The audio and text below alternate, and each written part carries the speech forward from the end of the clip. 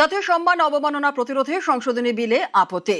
অমিত শাহকে চিঠির পর এবার রাজ্যসভায় নোটিশ। আর রাজ্যসভায় নোটিশ সিপিআইএম সাংসদ জন ব্রিটাসের।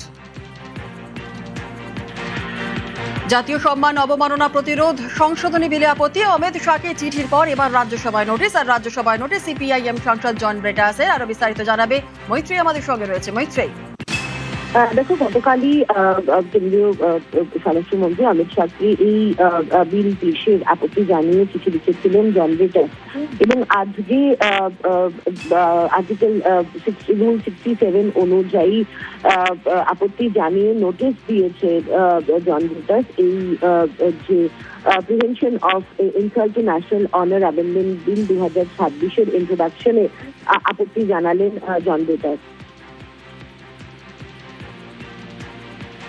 বেশ, একেবারে ধন্যবাদ।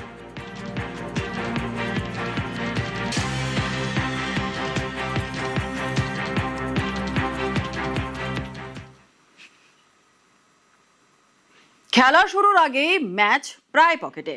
সংসদের দুই কক্ষে ভাঙা গড়ার খেলায় জয়ী বিজেপি। হিসেবটা এমন দাঁড়িয়েছে যে হাত বাড়ালে নিরঙ্কুশ সংখ্যাগরিষ্ঠতা। সংবিধান সংশোধনী যে কোনো বিল পাশ করানো এখন জলের মতো সোজা।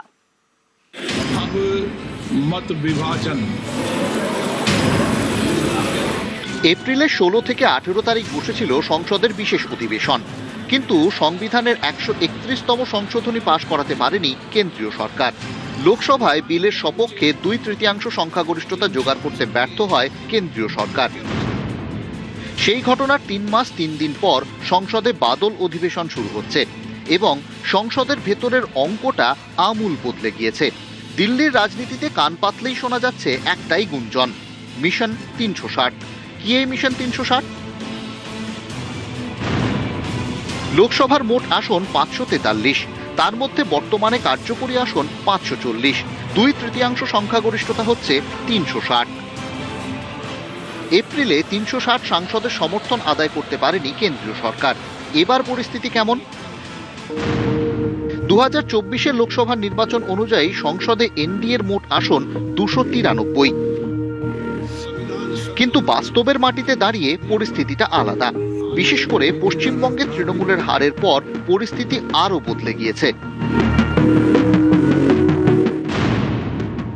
কাকলি ঘোষ দস্তিদারের নেতৃত্বে তৃণমূলের 20 জন লোকসভা সাংসদ ত্রিপুরার আঞ্চলিক দল এনসিপিআইতে যোগ দিয়েছেন এবং এনসিপিআই এনডিএকে সমর্থনের কথা স্পিকারকে জানিয়ে দিয়েছে।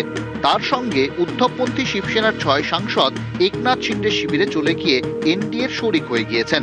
ফলে এনডিএ বেড়ে দাঁড়িয়েছে 319-এ। এই অঙ্কের ওপর আরও অঙ্ক রয়েছে। শরদ পাওয়ার পন্থী 8 এনসিপি সাংসদ ও অন্ধ্রের জগনমোহন রেড্ডির 4 সাংসদও ফুসফুস করছেন বলে শোনা যাচ্ছে। তাদের যোগ করলে আরে বহরে এনডিএ দাঁড়াচ্ছে 331-এ। রবিবার তামিলনাড়ুর ডিএমকে ইঙ্গিত দিয়েছে মহিলা সংরক্ষণ ও আসর পুনর্বিন্যাসের সংবিধান সংশোধনী বিলে তারা ইস্যুভিত্তিক সমর্থন দিতে পারে। ডিএমকে সমর্থন পেলে লোকসভায় 2/3 সংখ্যাগরিষ্ঠতাকে প্রায় ছুঁয়ে ফেলবে এনডিএ। লোকসভার তুলনায় রাজ্যসভার অঙ্কটা বিজেপি সরকারের পক্ষে সহজ। রাজ্যসভায় 2/3 সংখ্যাগরিষ্ঠতা পেতে 164টি আসন প্রয়োজন। রাজ্যসভার সমীকরণটা আরো সরল হয়ে গিয়েছে। আম আদমি পার্টির 7 রাজ্যসভা সাংসদ বিজেপিতে চলে গিয়েছেন। তার সঙ্গে তৃণমূলের 3 রাজ্যসভা সাংসদ ইস্তফা দিয়ে বিজেপির প্রার্থী হয়ে জিতে এসেছেন। ফলে রাজ্যসভায় এনডিএ শক্তি প্রায় 152। তার সঙ্গে ওড়িশার বিজু জনতা দলের 5 সাংসদকে ধরলে অঙ্কটা দাঁড়ায় 157, যা 2/3 সংখ্যাগরিষ্ঠতা থেকে মাত্র 7 কম। তৃণমূলের রাজ্যসভা সাংসদ কোয়েল মল্লিকও ইস্তফা দিয়েছেন, কিন্তু নিজের গন্তব্য এখনো স্পষ্ট করেননি। কোয়েল কি করবেন জানা গেলে রাজ্যসভার অঙ্কটা আরও একটু বদলাবে। নিউজ 18 বাংলা।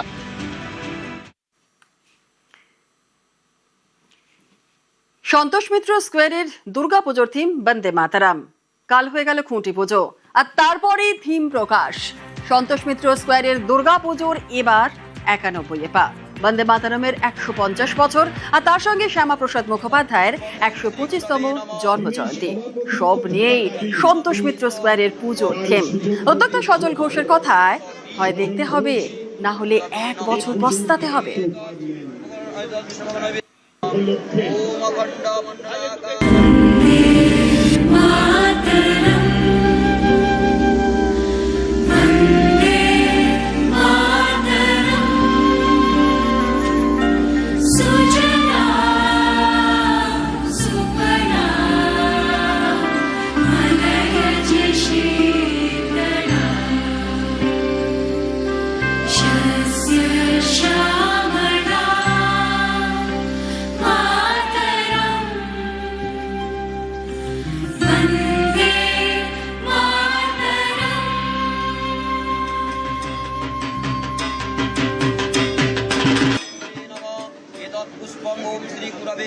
তিনি সভাপতিত্ব থাকাকালীন তার সুযোগ্য পুত্র সজল ঘোষ বন্দে মাতারাম 150 বছরের বন্দে মাতারামের সঙ্গে 125 বছরের শ্যামাপ্রসাদ মুখোপাধ্যায় থাকবেন, সবাই থাকবেন এর মধ্যে, যাদের থাকার কথা তারা সবাই থাকবেন।